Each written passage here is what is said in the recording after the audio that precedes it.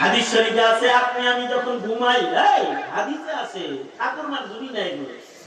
হাদিসে আছে আপনি আমি যখন ঘুমাই, শয়তান আপনার আমার মাথায় 3টা কিক মারে, 3টা মন্তর মারে। এই 3 মন্তর মারে এর লেগে যেন ঘুম না ভাঙে, ফজর যেন কাজা হয়।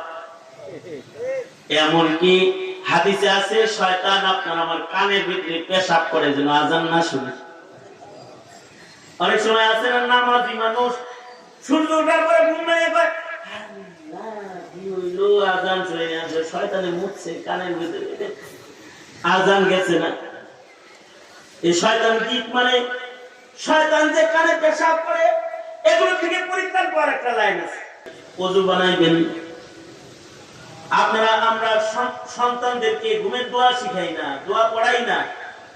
মার দায়িত্ব বাচ্চাকে ঘুম থেকে উঠায় বলাবে, বলো আলহামদুলিল্লাহিল্লাযী আহইয়ানা বা'দা মা আমাতানা ওয়া ইলাইহিন নুশুর।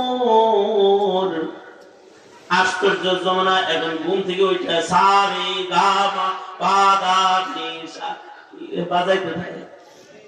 ঘুম থেকে উঠে বাজনা বাজায়, যেটা শয়তান পছন্দ করে।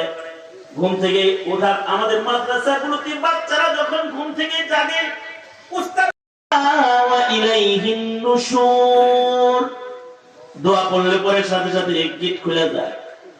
মা বাবা যারা আছেন বাচ্চাদেরকে ঘুম থেকে উঠায় দোয়া পড়ানোর আমল এটা আজকের থেকে নতুন করে চালু করলেন ইনশাআল্লাহ। বলেন এই জোরে করে বলেন ইনশাআল্লাহ। করবেন করবেন ঘরে করবেন তো আমার সাথে কারা কারা করবেন না করবেন। হ্যাঁ, এবার যদি না করেন তাহলে আল্লাহর কাছে হিসাব দিন, ঠিক না? দ্বিতীয় আমল হলো বাচ্চাদেরকে ঘুম থেকে জাগায়া ব্রাশ করায় দিয়ে স্কুলে পাঠায় দেন। কেন?